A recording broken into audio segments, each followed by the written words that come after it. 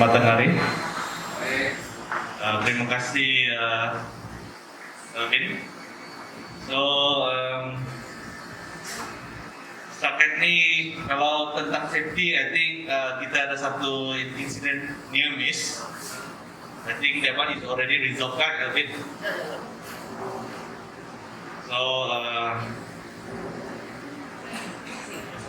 Kita punya priority of course number one is safety. So helmet kita mesti selalu pakai. And then of course dengan adanya ni COVID kita kena pakai juga face mask. Okay. So sekarang just for an update, I think kita sekarang menjalankan projek Batangas, Filipina. And also I think yang beberapa hari ini kita akan juga ada Spanggar punya projek dan juga Saribas. Dan of course kita mengharapkan lebih banyak projek yang akan datang. So untuk meneruskan saya harap semua orang dapat berkongsi, sharing ataupun memberikan cadangan anything about safety. Okay, I think I just want to share kan. Mr. Lau ada suggestkan yang untuk ni safety untuk memberikan kami satu trolley dan juga satu tali because every time bila kita ngabuat foaming tu kita akan memerlukan one of the operator to be inside of the pipe and do the internal welding. Dan semasa membuat internal welding itu memang ada juga kemungkinan yang welder itu akan pengsan dalam apa kemuskilan kita tidak tahu lah. Sebab itu kami request daripada safety untuk memberikan kami ini satu trolley dan juga I think appropriate tali lah untuk semasa saya change. So sedemikian kami memerlukan 2 set lah for this case.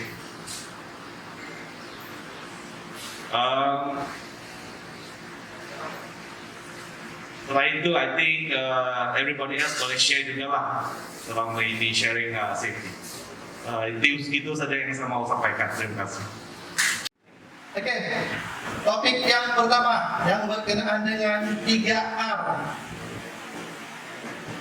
Reduce, reuse, recycle. Semua orang memang sudah tahu apa ini barang. Oke? Tapi itulah kita bilang tadi. Ada juga kadang-kadang orang bilang kan, tidak malah. Oke? Jadi kita pikir secara ringkas sejak ketiga-tiga. Kenapa dia penting di kawasan kita? Sama ada di kawasan BPS ataupun di luar kawasan BPS. Oke, reduce ataupun kurangkan. Oke, kalau boleh apa-apa yang kita pakai, yang kita terasa itu satu pembaziran boleh mencemarkan, kita boleh kurangkan penggunaan barang tersebut ataupun mungkin tidak payah belilah. Oke. Itu kalau masih dapat dielakkan. Kalau tidak dapat dielakkan, apa boleh buatlah kalau memang menggunakan kan. Tapi ada setengah mungkin yang kalau kita kena perlu barang cuma 10, tapi kita ambil 15 ataupun 20, itu yang kita concern untuk penggunaan yang sepatutnya dikurangkan. Oke? Kadang-kadang yang terlebih itu yang menyebabkan kita buang banyak sisa. Oke, yang kedua, reuse, guna semula. Sama ada di kawasan kita sini, kawasan kilang, ataupun di kawasan luar daripada kilang, di rumah dan banyak benda yang sebenarnya selepas kita beli, kita boleh pakai balik. Contohlah botol air, lepas beli kita boleh pakai balik. Tapi mungkin ada yang bahaya lah kalau untuk botol air kita boleh pakai. Tapi ada benda-benda lain selain daripada botol air yang kita boleh pakai banyak kali. Oke? Tapi untuk kes di dalam kilang ni, ya memang ada yang boleh pakai, ada yang tidak boleh pakai. Cuma tuan-tuan yang tahu mana satu boleh pakai balik. Lepas ambil di store, sudah pakai. Oke? Lepas tu cek balik. Nah, ini boleh pakai balik. Kalau dapat pakai, pakai. Oke? Itu yang kita punya tujuan lah.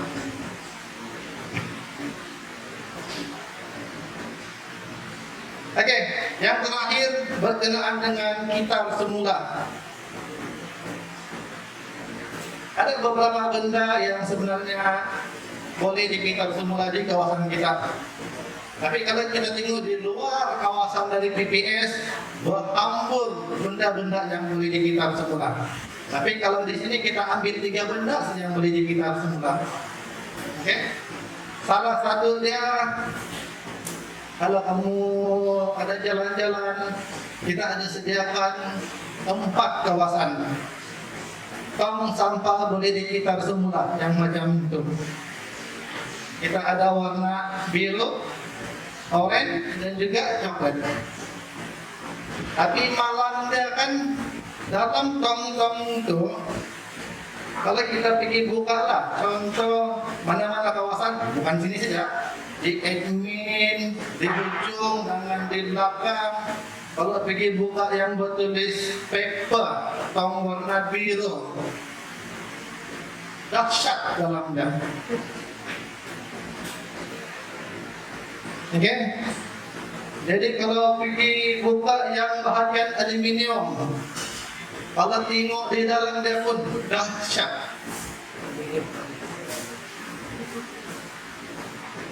Oke lah, jadi minta mungkin semua untuk ikut dia punya susunan. Mana yang kertas tu, buang ikut dia punya susunan. Oke, untuk yang plastik, kita gunakan buang yang plastik botol minuman, bukan yang plastik apa itu, tempat bakul-bakul. Itu tidak. Oke? Jadi siapa yang ada botol minuman tu, sebelum kamu buang di dalam, kosongkan. Jadi jangan sampai ada air di dalam, nanti bikin berat nanti. Oke, ini sebenarnya ini adalah satu program daripada PPS sendiri. Sebenarnya ini program sudah lama. Oke, lepas itu kalau kertas sudah banyak, lepas itu kita hantar pergi di kilang kertas, ataupun plastik sudah banyak, ataupun tin sudah banyak, lepas itu boleh hantar pergi di kilang. Tapi ada juga yang kita sedia bakul, lepas membeli di sini kan dia sendiri kitab. Pakailah, dia ada inisiatif lah untuk kitab sendiri. Oke?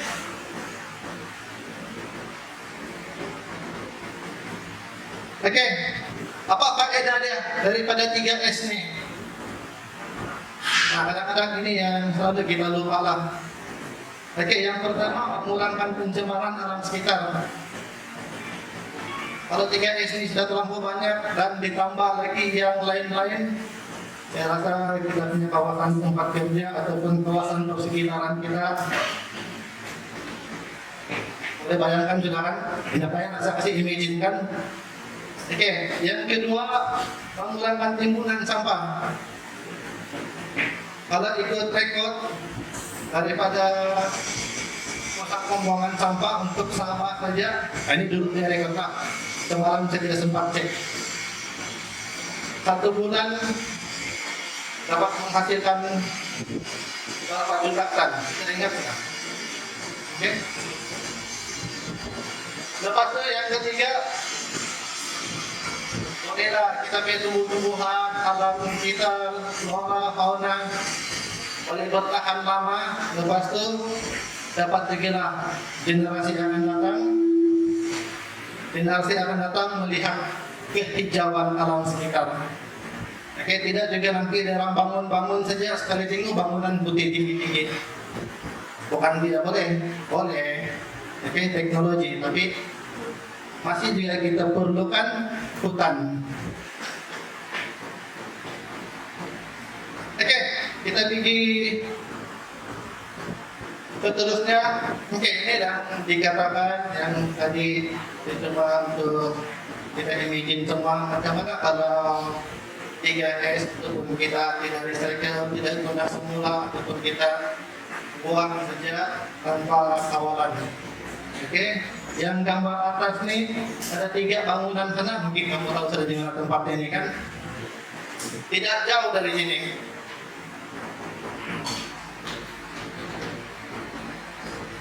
Adakah yang macam ini kita akan perlukan di kemudian hari? Mungkin kalau di DPS kita oke, ada tukang kasih bersih, tapi di luar daripada DPS, lagi tidak jadi dia nanti. Oke, lepas tu macam ni lah juga keadaan sekiranya penebangan hutan-hutan semua tidak terkawal. Saya orang panggil selalu kesan rumah hijau ataupun GHG yang kita akan sentuh sekarang ini.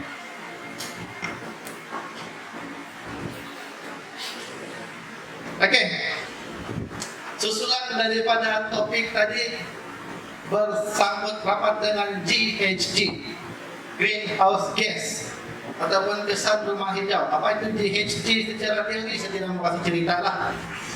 Oke, kalau ini lebih kepada teori terlalu panjang. Kita fikir definisi kandungan terus.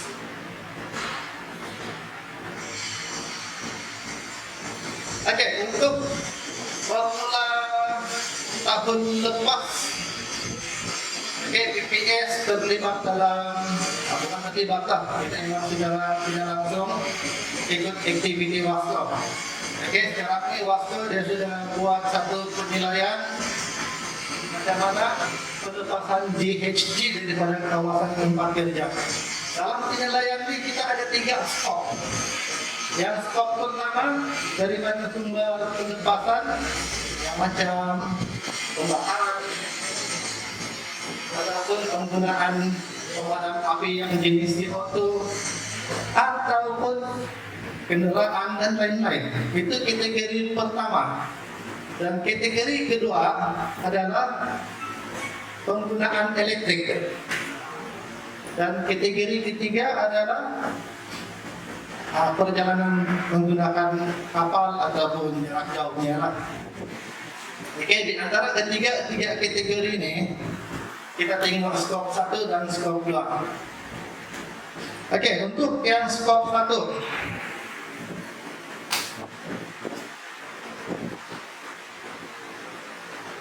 oke, skop 1 kita punya pelepasan penilaian, kita buat penyiraan dari Januari tahun lepas sehingga Desember tahun lepas adalah sebanyak 135 tan. Okay. Jadi imagine gas CO2 yang kita hasilkan adalah seberat 135 tan. Jadi macam mana kita punya tumbuhan hijau ini mau proses untuk orang bilang kan convert dia pergi oksigen. Itu baru yang skop 1. Untuk yang skop 2, penggunaan elektrik kita menghasilkan sebanyak 905 tan. Jadi bermaksud kita paling banyak pakai tenaga elektrik untuk menghasilkan gas CO2. Jadi kalau campur ke 2 kali, orang bilang kan keributan, saudara. Itu baru PPS, belum lagi termasuk kilang-kilang lain. Jadi oleh sebab itu di peringkat PPS sendiri dan juga di peringkat WASCO ada beberapa program ataupun inisiatif yang sudah dijalankan dan akan dijalankan selepas ini lah. Okay. Jadi untuk program-program itu kita tengok. Oke, ini untuk yang skop 1, dia punya program.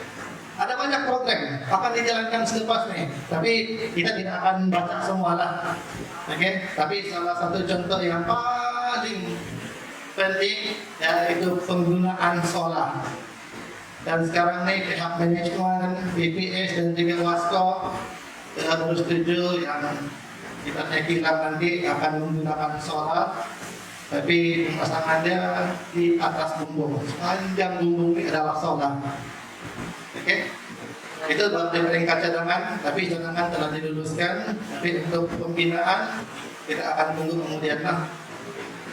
Oke, salah satu lagi dalam kategori 1 yaitu penghasilan gas CO2. Oke, mana-mana yang alat pemadam api kalau ada berlaku kebakaran-kebakaran yang bukan melibatkan listrik, janganlah mungkin pakai yang gas CO2 tuh, pakai yang EBC.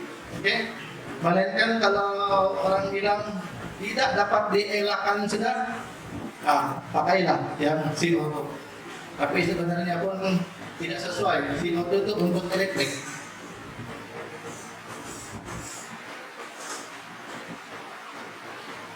Oke, untuk yang skop kedua. Skop kedua yang tadi kita tengok adalah berkenaan dengan penggunaan elektrik. Oke, elektrik ini kita kira daripada bil yang sepanjang tahun lepas dari SCSB dan juga bil daripada KKIP Power. Jadi kalau kita campur kedua sekali, kita dapat pelepasannya 905 tan. Itu pun nasib-nasib tahun lepas ada beberapa bulan yang tidak kerja disebabkan PKP. Kalau tidak pun mungkin lebih tinggi daripada biasa.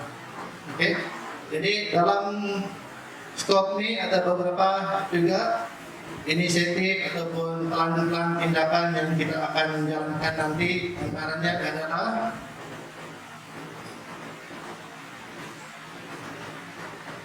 ekon ataupun lampu. Program nanti kita ada program. Jadi itu senang sih ada program, tapi bukan sekarang lah. Kalau saya tidak silap jadwal dia bulan 9 nanti. Oke, tapi saya akan terangkan sedikit lah sebelum bulan 9. Oke.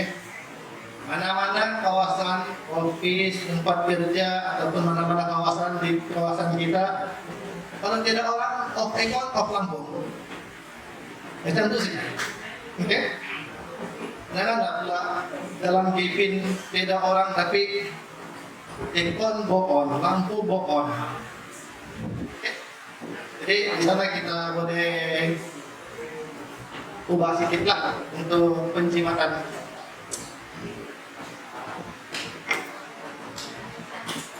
Oke, kita terus dulu.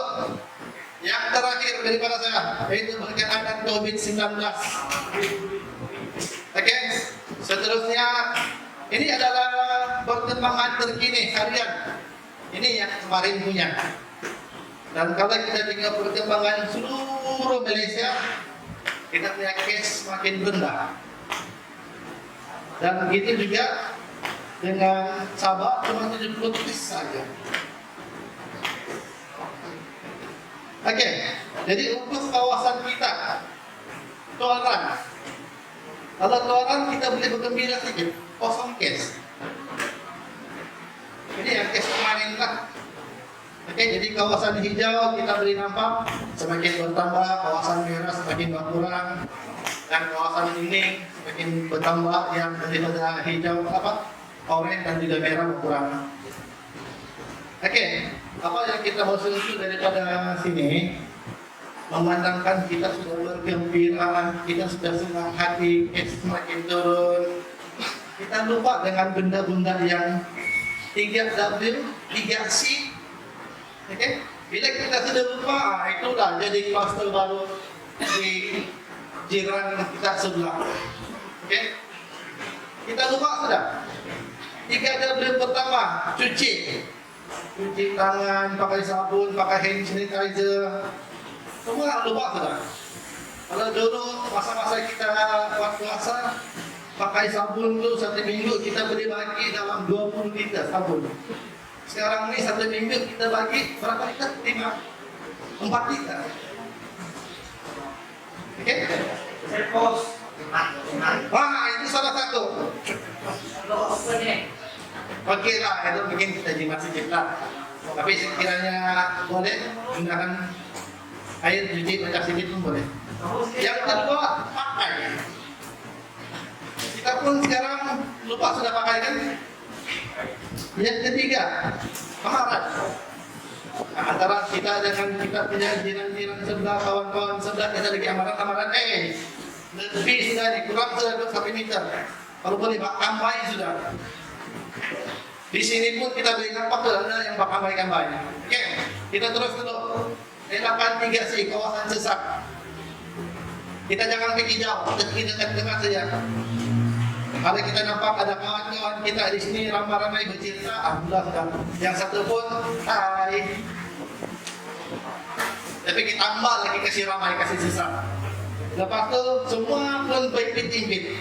Padahal bilik kecil saja. Kalau yang bilik dewan tidak apa. Oke, lepas tu sembang dekat-dekat. Semua orang lupa sudah untuk elakkan. Ada lagi yang kalau tidak saya nampak kita punya kawan, dia fikir lagi tarik telinga dia punya kawan berbisik. Alah, elakkanlah. Memang sekarang ni kalau kita tengok kes makin menurun. Okey. Kita lebih gembira bila ada di barang, tapi semua orang susah hati. Pasal apa? Macam yang terpaksa kena ambil. Lah, yang ini sekarang menjadi kontroversi. Kalau kamu mau tanya siapa yang sudah daftar, siapa belum, saya sendiri pun belum daftar. Tapi semalam saya sudah daftar ya. Jadi apa kata kalau ada yang sukarela, apa yang tidak tuh kita tidak dapat perkataan orang bilang kan mungkin ada bagusnya ada tidak, tapi bendanya masih baru kita coba. Oke. So kira memandangkan sekarang sudah habis, jadi kita belum